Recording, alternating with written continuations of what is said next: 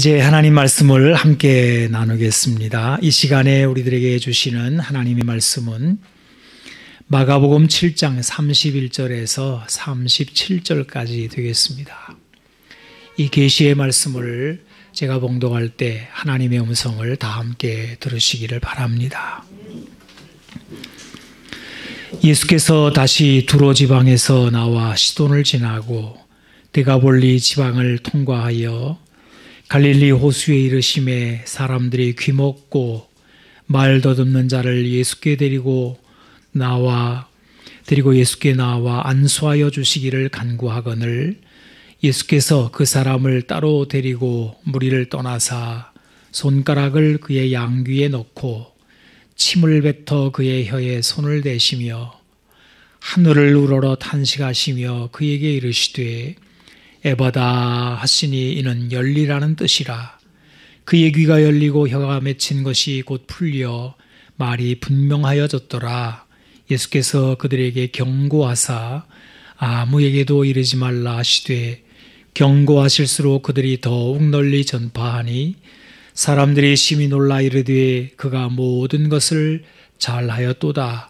못 듣는 사람도 듣게 하고 말 못하는 사람도 말하게 한다 하니라. 아멘. 오늘 우리에게 주신 말씀을 보게 되면 예수께서 하늘을 우러러 탄식하시며 라고 되어 있습니다. 사람들이 귀머거리 말 더듬는 자를 예수께 데리고 와서 안수하기를 부탁했을 때 예수님이 탄식하셨다 하신 말씀입니다. 이 말씀은 복음서에 오직 마가복음에만 기록이 되어 있습니다. 그리고 예수님이 탄식하셨다는 희귀한 표현이 여기 기록이 됩니다. 오늘 우리는 예수께서 탄식하심이 무엇인지를 함께 생각해 보려고 합니다. 사실 탄식은 예수님 앞에 온 귀머거리나 또 그를 데리고 온 사람들에게 있어야 할 것인데 놀랍게도 예수님이 탄식하십니다.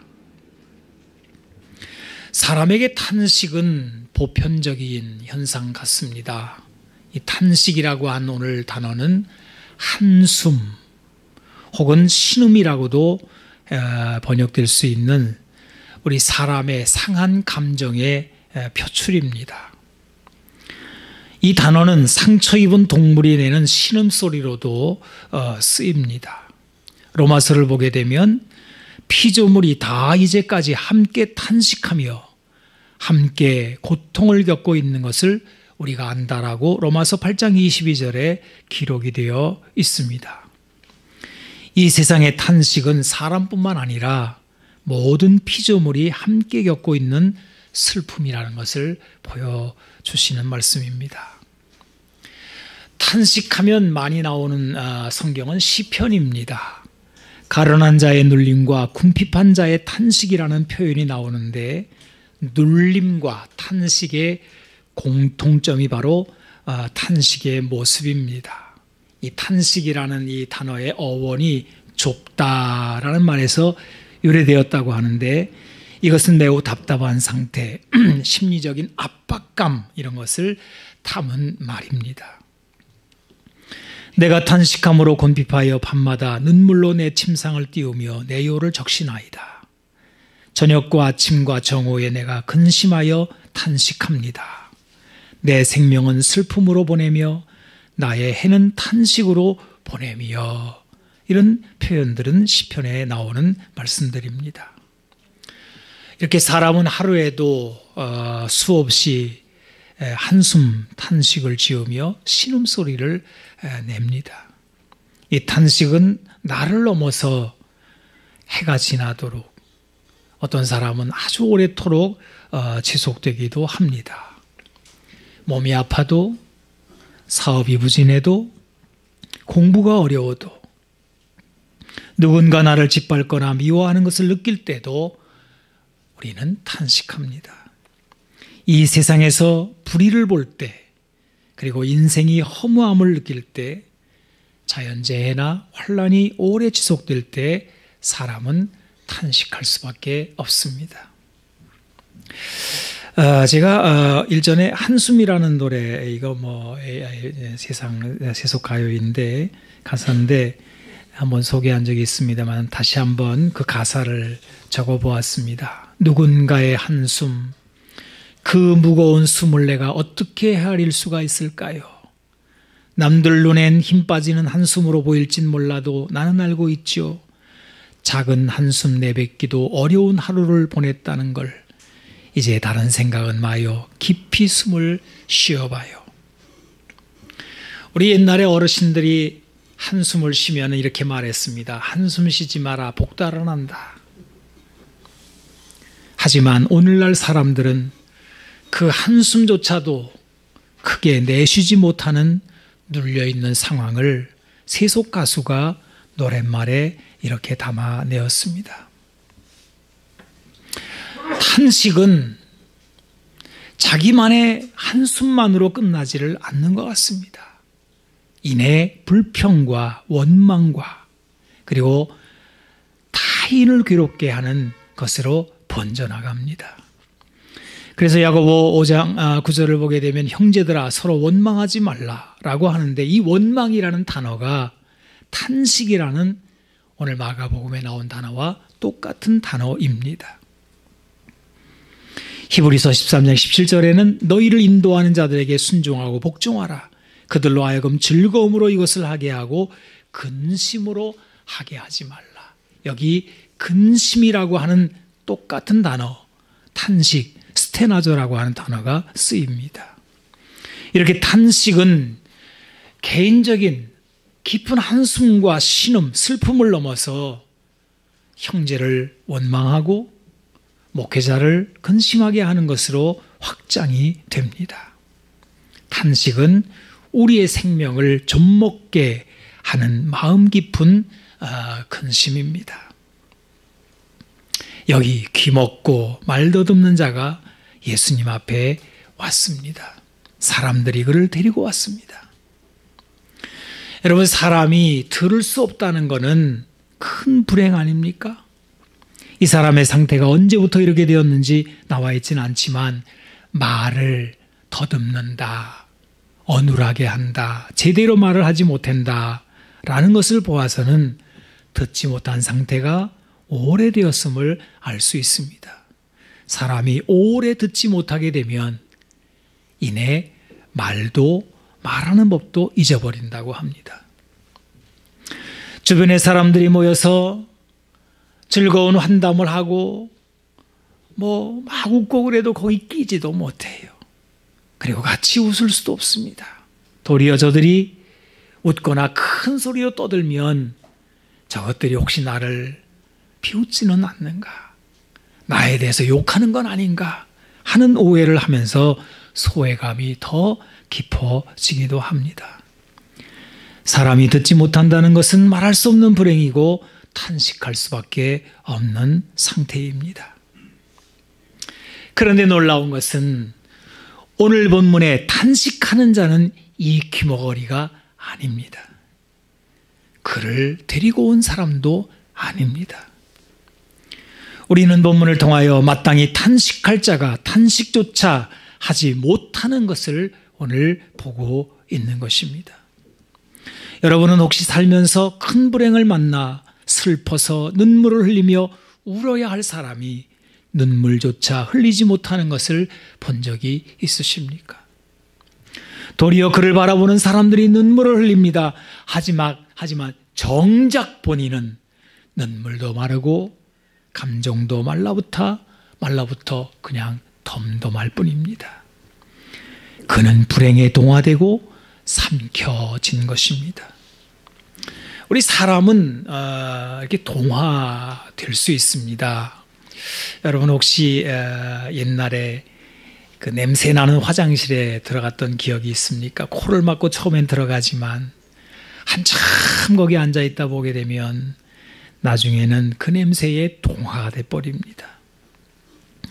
이처럼 어떤 사람은 질병에, 어떤 사람은 가난에, 어떤 사람은 불이나 폭력에 오래 눌려 있어 그냥 눌린 상태 그대로 동화되어 버립니다.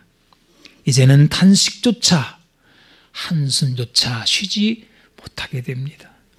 그저 인생이 그러려니 하며 숙명으로 받아들이는 것입니다. 이것은 육신의 귀머거리가 영혼의 귀머거리화되는 모습입니다. 자신이 불쌍한 존재인 줄도 모르고 자신이 마땅히 누려야 할 권리가 무엇인지도 모르는 것입니다. 무서운 얘기 아닙니까? 그런데 이것은 우리 사람에게만 일어나는 것이 아니라 우리 사는 이 세상에서 일어나는 일입니다. 로마서를 보게 되면 사람만이 아니라 세상의 모든 피조물이 함께 허무한 데 굴복하고 썩어짐의 종로로 타며 탄식과 고통을 겪고 있다는 말씀이 나옵니다.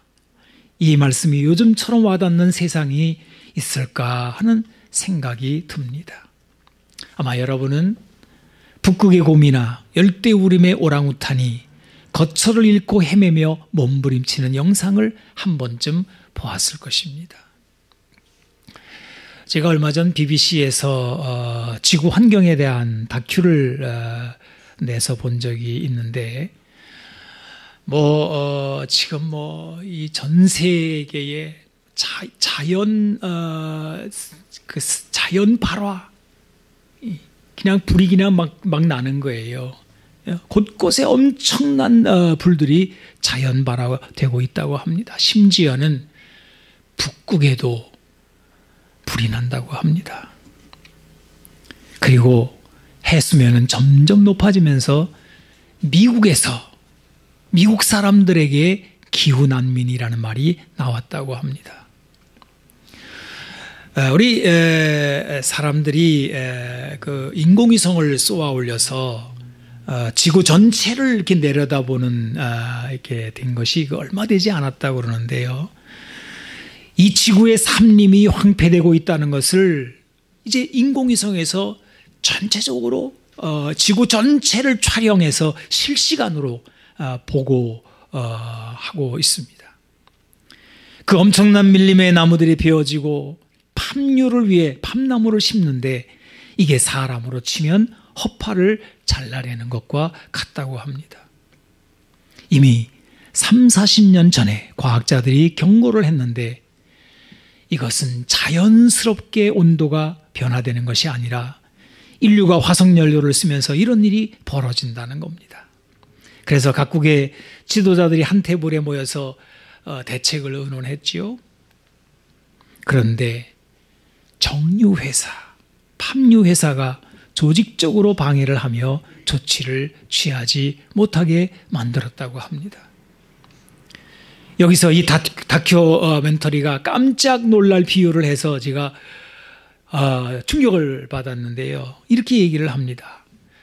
담배 회사가 담배와 폐암의 상관관계를 로비를 통해서 무마시킨 것처럼 화석연료 사용과 팜유를 위한 벌목이 지금의 기후변화와 별 상관이 없다는 그런 것으로 만들어버렸다는 거예요. 우리는 매년 독해지는 날씨를 맞고 있습니다. 태풍이 하나 와도 정상이 아닌 것 같아요. 더위도 정상이 아닙니다. 우리 사는 지구는 마치 담배를 오래 피운 사람에게 폐암이 찾아온 것처럼 심각한 상태로 접어들었습니다. 폐암이 통증을 느낄 때쯤이면 이미 말기로 접어들어 살 수가 없다고 합니다. 인간의 미련함과 탐욕 그리고 고집이 이 지경을 만듭니다. 여기서 무서운 것은 이것을 받아들이려고 하지도 않고 인정하려고 하지도 않는다는 겁니다.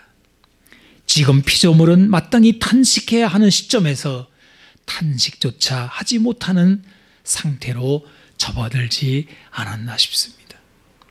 문제가 훤히 보이지만 모두들 속수무책으로 손을 놓고 있는 그런 상황 아니겠습니까? 여러분, 예수님 앞에 온 귀머거리는 탄식을 할 줄 몰라요. 그는 마땅히 탄식해야 할 존재입니다. 그런 상태입니다. 하지만 운명에 굴복한 자는 탄식을 잃어버립니다. 사실 탄식은 좋은 것은 아닙니다. 하지만 생명체가 그 존재의 가치를 상실할 때 적어도 내지를 수 있는 것이 바로 탄식 아닙니까? 그리고 탄식이 하나님을 향한 기도로 전환될 때 얼마나 놀라운 일이 벌어질 수 있는지를 오늘 우리는 본문에서 발견하게 됩니다. 로마서 8장을 보게 되면 아주 귀한 말씀이 나오지 않습니까? 로마서 8장 26절에서 27절까지 이와 같이 성령도 우리 연약함을 도우시나니 우리는 마땅히 기도할 바를 알지 못하나 오직 성령이 말할 수 없는 탄식으로 우리를 위하여 친히 간구하시느니라. 마음을 살피시는 이가 성령의 생각을 하시나니 이는 성령이 하나님의 뜻대로 성도를 위하여 간구하심이니라. 우리 연약함과 탄식의 정황을 기도로 바꾸시는 분이 있으신데 바로 성령님이시라는 거예요. 우리는 마땅히 기도할 바를 알지 못하나 무슨 이야기입니까? 우리는 탄식조차 하지 못하는 상황으로 접어들 수 있다는 거예요. 이제는 불행조차 인식하지 못하는 그런 상황에 들어갈 수 있는데 우리는 마땅히 기도할 바를 알지 못하나 오직 성령께서 말할 수 없는 탄식으로 우리를 위하여 친히 간구해 주신다는 겁니다.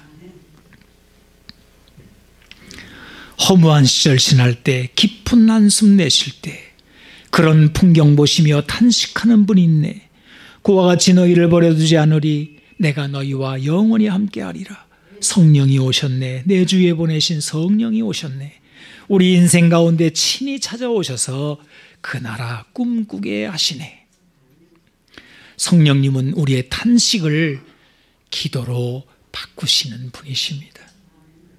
여러분, 탄식은 탄식일 뿐입니다. 사람에게 탄식조차 하지 못하는 숙명적 상태가 비극이지만 그렇다고 해서 탄식이 해답은 아닙니다. 아까도 말씀드렸던 것처럼 사람의 탄식은 자기 자신만으로 멈추는 것이 아니라 형제를 원망하고 자기를 지도하는 사람들에게 근심하게 하고 세상을 점점 더 가라앉혀 버리지 않습니까? 탄식은 해답이 아닙니다. 탄식이 해답이 되려면 탄식이 기도로 바뀌어야 합니다. 오늘 본문에 보니까 예수님이 그렇게 하셨어요. 하늘을 우러러 탄식하셨다 그럽니다. 이것은 탄식이 기도로 나아가는 모습입니다. 시편에 그 수많은 탄식들이 나오지만 그 탄식 다음에 기쁨이 나오는 이유는 바로 이것입니다. 우리가 탄식하며 하나님께 나아갈 때 하나님께서 그 탄식을 들으신다는 것입니다. 하나님이 하늘을 우러러라고 오늘 말씀하셨는데 예수님이 하늘을 우러렀다. 오늘 본문에 나온 말씀입니다. 이것이 하나님을 대하는 예수님의 모습입니다. 예수님은 언제나 하나님을 대하실 때 하늘을 우러르셨다 이렇게 되어 있어요. 특히 기도할 때 눈을 들어 하늘을 우러러 이르시며 아버지여 라고 하셨습니다. 그리고 우리에게 기도를 가르쳐 주신 주기도문에도 하늘에 계신 우리 아버지라고 기도하라고 하셨습니다. 여러분 어떤 모습으로 기도하십니까? 마틴 루터는 무릎 꿇고 기도하고 양손을 맞잡고 하늘을 우러르는 자세로 기도하라 이렇게 권한 적이 있습니다. 사람이 기도하는 자세는 다 각양각색일 수 있습니다. 우리나라 사람들에게 기도 그러면 교회 와서 기도하는 모습 보자면은 대체로 어떻게 합니까? 눈부터 감고 고개부터 숙입니다. 아마도 이거는 우리나라 사람들의 좀 특성인 것 같습니다. 좀 하나님 앞에 겸손한 모습을 갖는 게 좋겠다. 그래서 나오는 자세 같습니다. 그런데 고개를 숙이고 눈을 감는 것이 기도의 유일한 방식, 정통 자세라는 생각은 사실 아무런 근거는 없습니다. 오히려 예수님은 하늘을 우러러 보시고 눈은 감지 않으셨던 것 같아요. 기도하셨습니다. 여러분, 특히 하늘에 계신 하나님이라고 할 때 우리가 조심해야 될 부분이 있습니다. 나도 모르게 하늘 그러면 저 멀리, 하늘 저 멀리 이렇게 생각할 수 있는 거예요. 그러나 예수님이 보이신 기도에 하늘에 계신 우리 아버지는 멀리 계신 분이라는 뜻이 아닙니다. 성경에 보니까 하나님께서 세미한 음성으로 엘리야에게 말씀하셨다라고 되어 있는데, 여러분, 이 세미하다는 말은 작고 낮은 목소리라는 뜻입니다. 이것을 우리는 속삭임이라고 합니다. 여러분, 누군가에게 속삭인다고 할 때 얼마나 떨어져 있는 것입니까? 한번 속삭여 보십시오. 얼마나 가까이 있어야 속삭임은 들립니까?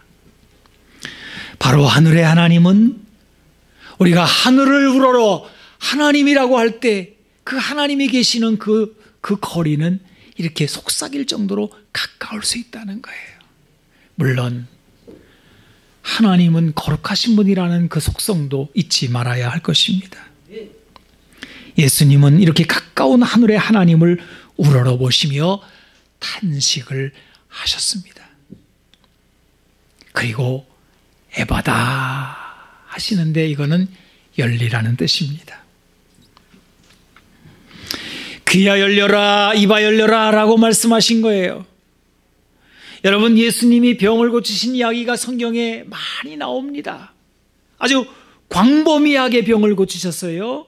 마태복음 15장 29절에서 31절을 보게 되면 예수께서 거기서 떠나사 갈릴리 호숫가에 이르러 산에 올라가 거기 앉으시니 큰 무리가 다리 저는 사람과 장애인과 맹인과 말 못하는 사람과 기타 여럿을 데리고 와서 예수의 발 앞에 앉힘에 고쳐주시니 말 못하는 사람이 말하고 장애인이 온전하게 되고 다리 저는 사람이 걸으며 맹인이 보는 것을 무리가 보고 놀랍게 여겨 이스라엘의 하나님께 영광을 돌리니라, 이렇게 되어 있습니다. 이렇게 두루 병자들을 고치시는 장면을 마태복음에서 보게 되는데, 바로 같은 시간 같은 장소에 이 사건을 다루는 마가복음에는 유독 귀머거리 고치시는 장면을 크로즈업하는 거예요. 그리고는 고치시는 장면도 아주 구체적으로 묘사가 되어 있습니다. 무리를 떠나 병자를 따로 데리고 나가셨고, 손가락을 양귀에 넣으셨고, 그리고 침을 사용하셨습니다. 그리고 이 마가복음 7장에 나오는 이 이야기 그 다음 8장에 가게 되면 소경에게도 이와 비슷한 치유를 하십니다. 이렇게 마가복음에는 귀머거리와 소경을 따로 지금 다루고 보여주는 거예요. 여러분, 마가복음이 이렇게 하는 이유가 있을까요? 왜 마가복음에는 치유사건 중에 소경과 귀머거리 고친 이 사건을 특별하게 크로즈업하고 우리에게 보여주는 것일까요? 그것은 바로 사람에게 있어서 보는 것과 듣는 것은 영적인 차원과 매우 밀접한 것이기 때문입니다. 우리는 난 놓고 기억자도 모른다는 속담을 합니다. 여러분, 육신의 눈이 본다는 게 다가 아니라는 거죠. 그래서 여기서 문맹이라고 하는 단어를 쓰지 않습니까? 뭐 사물을 다 봐도 글자를 모르면 맹인이라는 뜻입니다. 이처럼 육신의 눈, 지식의 눈이 있어도 보지 못하는 또 다른 맹인, 또 다른 귀머거리가 있는데, 그것은 무엇입니까? 바로 영적인 소경, 영적인 귀머거리가 있다는 것입니다. 요한복음 9장에서 예수님은 소경의 눈을 여셨습니다. 이게 논란거리가 되어서 청문회가 열렸습니다. 누가 네 눈을 뜨게 했느냐?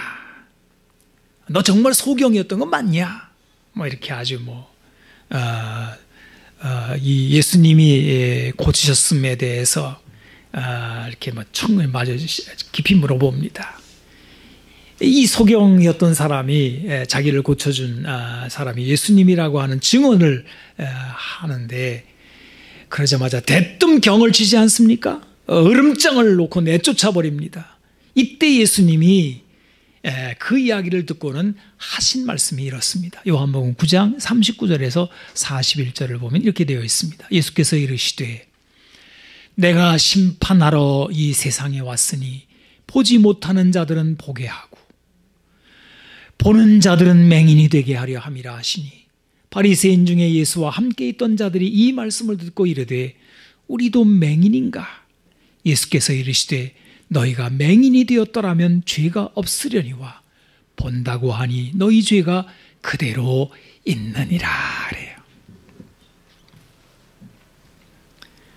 예수님은 보지 못하는 자들을 보게 하시는 분이십니다. 우리는 예수님 앞에서 영적 소경임을 고백하며 우리의 눈을 열어달라고 의지해야 합니다. 여러분, 육신의 눈을 본다는 게 다가 아닌 거죠. 우리가 글자를 배워서 문명을 벗어나는 것이 다가 아니라는 거죠. 우리의 눈이 열려 하나님을 보고 하나님이 하시는 일을 알게 되고 그분의 음성을 들을 수 있는 데까지 가야 사람은 온전한 존재가 되는 것이 아니겠습니까? 교회를 다녀도 여전히 영적인 소경, 영적인 귀머거리로 살아가는 사람들이 있을 수 있습니다. 수많은 사람들이 예수님을 따라와서 예수님이 하시는 놀라운 일들을 다 보았지만 그들에게 영적인 눈이 다 열려진 것은 아니었던 것입니다. 한 번은 예수님이 수많은 무리들 앞에 말씀을 하시고 놀라운 일들을 일으키신 다음에 제자들만 따로 데리고 가셔서 가르치셨습니다. 여기 따로라는 단어가 바로 귀머거리를 고치실 때 그 사람을 따로 데리고 무리를 떠났다 하는 것과 같지 않습니까? 소경을 고치실 때도 역시 마을 밖으로 데리고 나가셨습니다. 왜 이렇게 하셨습니까? 예수님은 12제자를 대하실 때도 그렇게 하셨습니다. 예수님은 많은 무리 앞에서 하나님의 나라를 선포하셨는데 마가복음 4장 10절로 13절을 보게 되면 이렇게 되어 있습니다.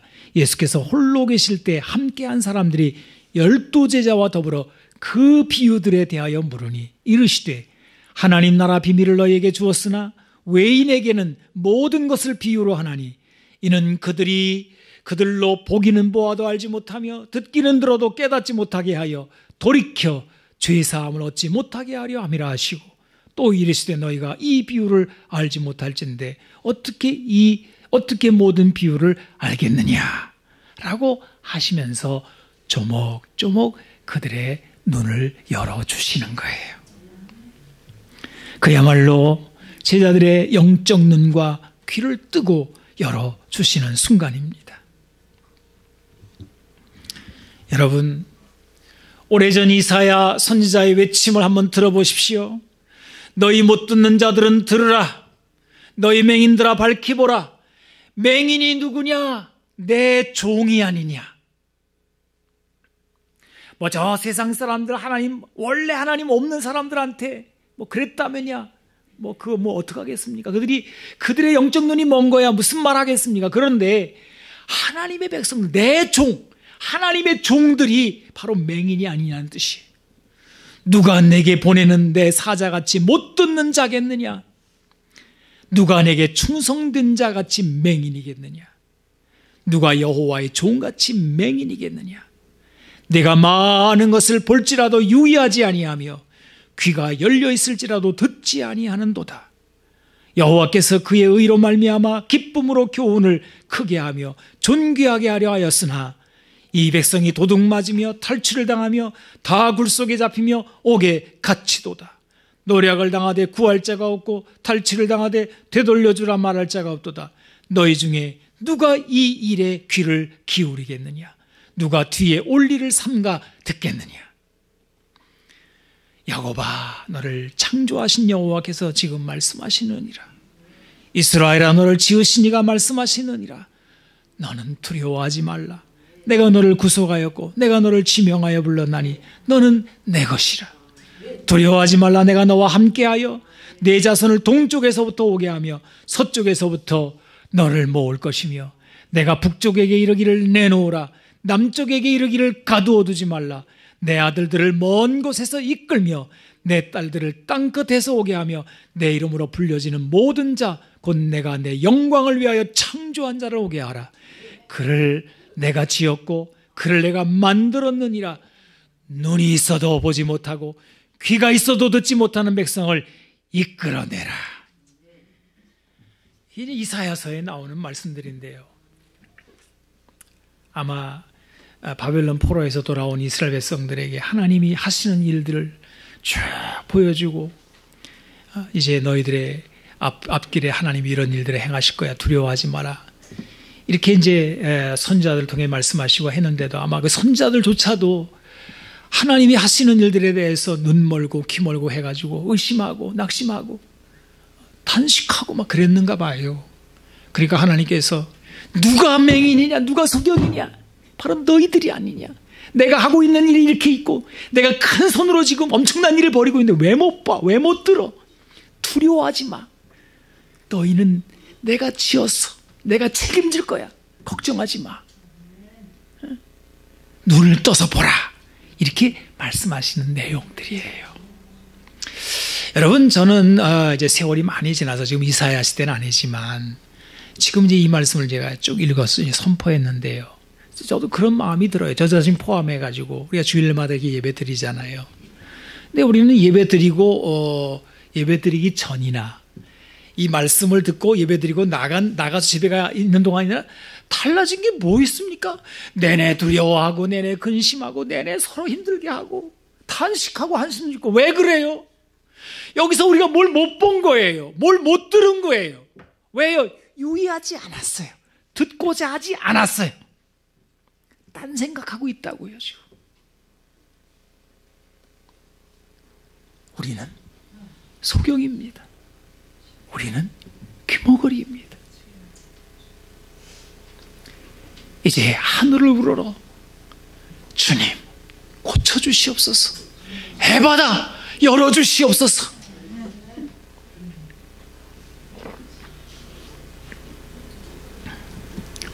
사랑하는 성도들이여, 우리는 과연 육신의 귀머거리 소경보다 영적 소경 귀머거리가 더 불쌍하며 안타깝고 탄식할 모습임을 알고 있습니까? 한번 물어보겠습니다.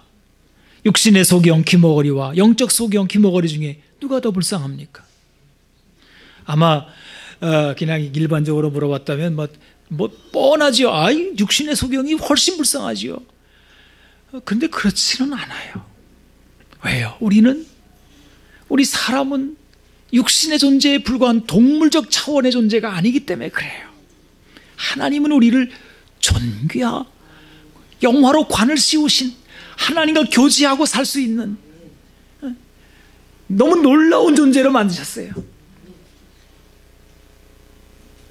그런데 낮고 낮은 차원으로 계속 내려가가지고 버러지 차원으로 내려가 버렸어요. 여러분, 모기도 눈을 뜨고 다닙니다요. 뭐 다를 게 뭐 있습니까?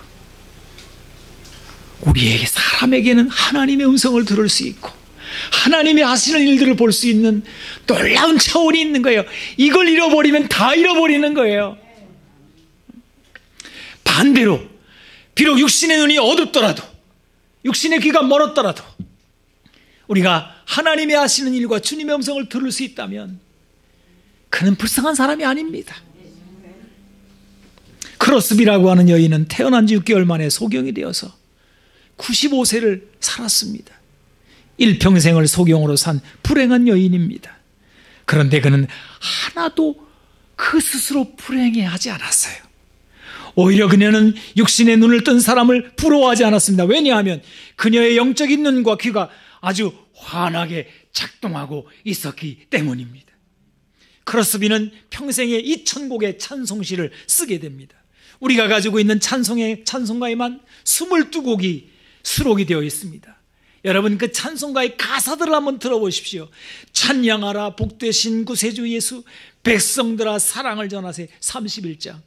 찬송으로 보답할 수 없는 그 사랑, 주님의 영광, 할렐루야. 여러분, 이게 얼마나 힘찬 표현들이에요. 예수 나를 위하여 십자가를 질 때 주가 맡긴 모든 역사 힘을 다해 마치고 밝고 밝은 그 아침을 맞을 때 요단강을 건너와서 주의 손을 붙잡고 기쁨으로 주의 얼굴 배우리. 나의 주를 내가 그의 곁에 서서 배우며 나의 주를 주의 손에 못자국을 보아 알겠네. 인내하신 구세주여, 예수로 나의 구주 삼고 기도하는 이 시간 거기 기쁨 있네. 나의 생명 되신 주, 나의 갈 길 다가도록 오 놀라운 구세주 예수 내 주, 나의 영원하신 기업, 주의 음성을 내가 들으니. 안 쓸까 하다가 내가 일부러 다 썼어요. 이게 가사들이 너무너무 기가 막혀요. 이건 인생을 절망한 사람의 글이 아니에요. 이건 승리한 자의 글입니다. 여러분, 크로스비의 찬송 가사가 말해주는 것이 무엇입니까? 주의 음성을 들으며 주의 영광을 보는 영광스러운 삶이 있는 자는 결코 실패한 인생이 아니라는 것을 보여주는 것이에요.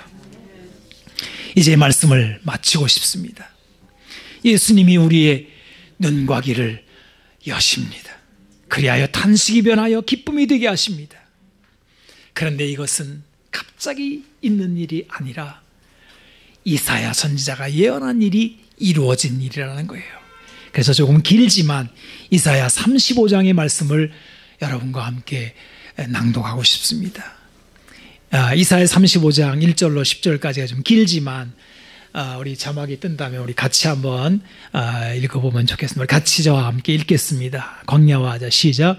광야와 메마른 땅이 기뻐하며 사막이 백합화같이 피어 즐거워하며 무성하게 피어 기쁜 노래로 즐거워하며 레바논의 영광과 갈멜과 샤론의 아름다움을 얻을 것이라.